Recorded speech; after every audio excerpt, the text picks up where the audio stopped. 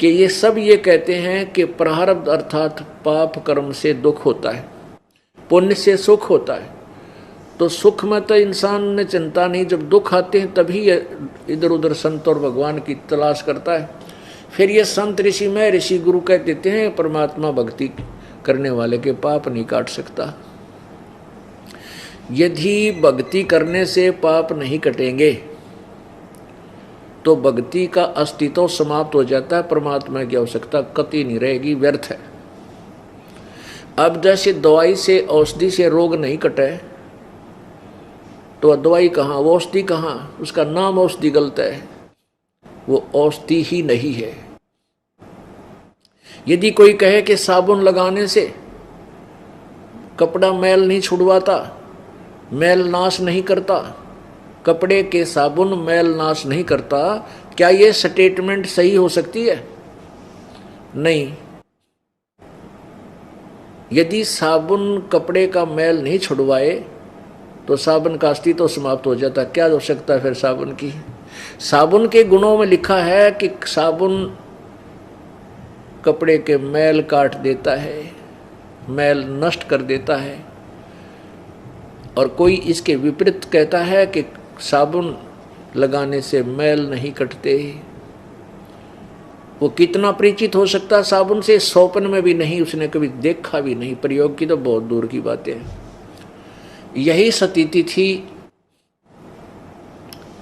इन ब्रह्मा विष्णु महेश और इन देवताओं के गुरु और ऋषियों की और महर्षियों की। और ये एक नकली महर्षि पाक रहा था इस कलयुग में, दयानंद सरस्वती और महर्षि पता नहीं क्या पदवी ला रखी थी इसका।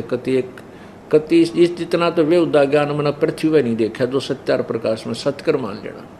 और मेरा कोई उद्देश्य नहीं था इनके साथियों काम का जो है ना वाद विवाद करने का।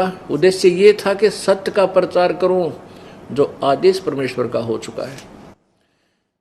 इस अज्ञान ने मानव जन्म को, मानुष जीवन को बर्बाद कर दिया। कोई कहीं पर भी नैतिकता नहीं रह रही, एक माया दिखाई देती है, हाहाकार मचा पड़ा है।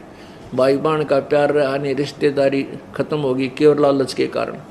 सब देखे हमारे भ्रष्टाचार, रिश्वतखोरी, लूटा खसोटी, डाके, पता नहीं क्या जुल्म हो रहा है। इसके जिम्मेवार ये नकली संत हैं और महंत हैं जो इनको परमात्मा का सच्चा ज्ञान नहीं दे सके, उस पूर्ण परमात्मा के विषय में जानकारी नहीं दे सके, जिससे ये सब शांति आनी थी। क्योंकि परमात्मा ही हमें सुख देता है। राजा को हम बहुत बड़ा मानते हैं और बड़ा सुख में व्यक्ति मानते हैं, सुखी। और वो भी जब आपत्ति उसको घेर लेती है भगवान की तलाश करता है, संतों के पास जाता है। इससे सिद्ध है कि परमात्मा कोई परम शक्ति है जो दुखी को सुखी करता है। और दुखी को सुखी उसी समय होगा, दुखी सुखी उस समय होगा जब उसका पाप कट जाएगा। क्योंकि पाप से दुख है, जैसे कांटा लग गया पैर में, कांटे से पीड़ा है और कांटा निकलेगा तो सुख होगा, पीड़ा समाप्त होगी, अन्यथा नहीं हो सकती। कोई कहे कांटा तो नहीं लगेगा, निकलेगा, कांटा नहीं निकल सकता। जूते पहन लो, भक्ति करते रहो। पुण्यात्माओं, जब तक ये पाप कर्म रूपी कांटा नहीं निकलेगा तो राम नाम का जूता पहना नहीं जा सकता। अब ये कांटा निकले और फिर उसको सलाह दी जाए कि भक्ति मत छोड़ना है भविष्य में, तो फिर वो व्यक्ति जो महादुखी था सुखी हो गया। और फिर वो भक्ति नहीं छोड़ सकता किसी सूरत में। जैसे किसी के पैर में कांटा लग जाए फिर वो जूता नहीं निकाल सकता। कांटे निकालने के बाद फिर कहा जाए कि बच्चा अब जूता मत निकालना, कांटा फिर लग जाएगा, फिर नहीं निकालेगा वह जूते को।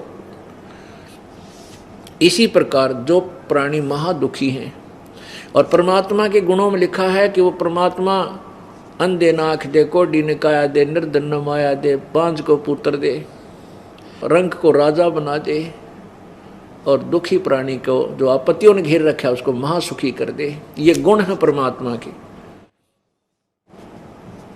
वो करता कैसे है, उसकी विधि है। जब तक वो विधि नहीं मिलेगी वो परमात्मा ये काम नहीं कर सकेगा।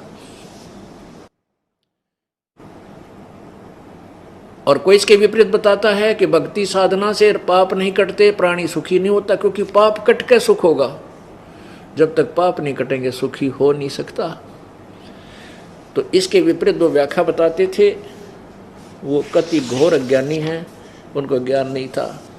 अब बृहस्पति की बात सुनो, देवता। अब तो राक्षसों के गुरु की आपने सुन ली कि मैंने ब्रह्मा जी के मुख से सुना है कि जैसे कर्म किया हो तो भोगना पड़ेगा, उसमें कोई परिवर्तन नहीं हो सकता, यानी पाप अक्षमा नहीं हो सकते।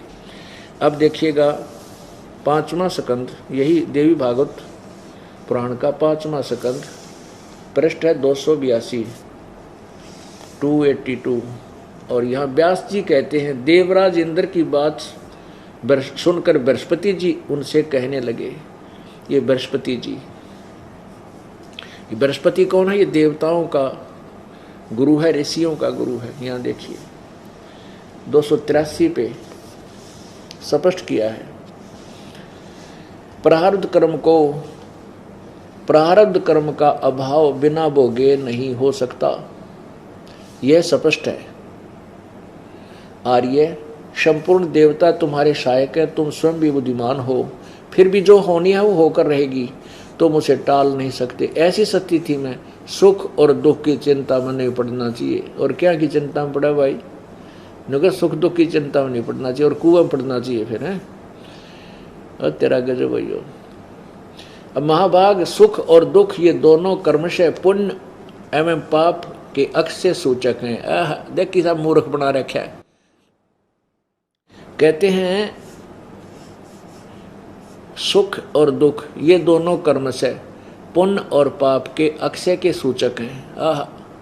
कहते हैं जो सुख है ये पुण्यों से मिला है और दुख है ये पापों से। ये तुम्हारे आज भोगन तेन सोच ले, नष्ट होने लग रहे तो भोग लो न फटाफट अपने हैं कर रहे जाओ पड़े पड़े।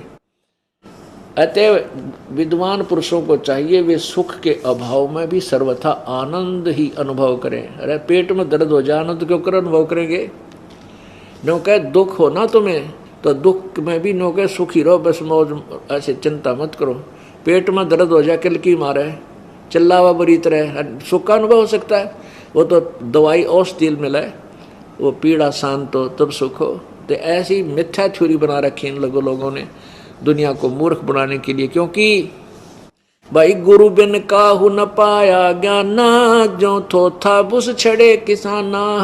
गुरु बिन वेद पढ़े जो प्राणी, समझे न सार रहे अज्ञानी।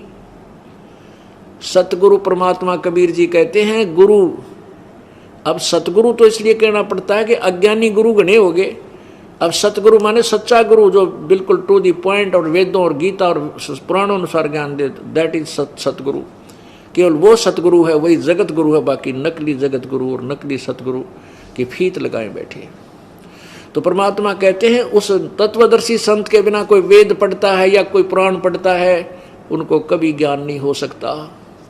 और यही दशा थी ब्रह्मा विष्णु महेश और इन देवताओं के गुरु और ऋषियों की, मैं ऋषियों की। इनको तत्वदर्शी संत नहीं मिला। ये देखो सुख और दुख ये दोनों कर्म से पुण्य और पाप के अक्षय के सूचक हैं। अतः विद्वान पुरुषों को चाहिए सुख के अभाव में सर्वदा आनंद ही अनुभव करे। यानी पीड़ा हो रही हो फिर भी नको आनंद हो रहा है। अतः महाराज इस अवसर पर सुयोग मंत्रियों से परामर्श लेकर विधि पूर्वक यत्न करने में कटिबद्ध हो जाओ। यत्न करने पर भी जो होनहार होगा वह तो सामने आएगा ही। अब देखो, अब ये देखो 82-83 आपने पढ़ा, 84 पर देखो। व्यास जी कहते हैं इस प्रकार देवराज इंद्र के कहने पर बृहस्पति जी हंसकर उनसे कहने लगे। बृहस्पति जी बोले, देवराज इस अवसर पर मैंने जो तुम्हें जाने की प्रेरणा न तो जाने की प्रेरणा कर सकता हूँ न रोक सकता हूँ, क्योंकि युद्ध करने वाले की हार और जीत बिल्कुल अनिश्चित है।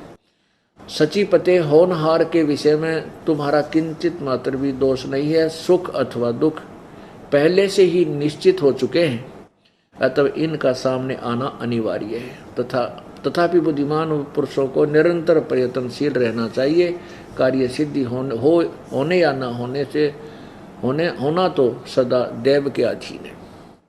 अब इसे स्पष्ट हो गया।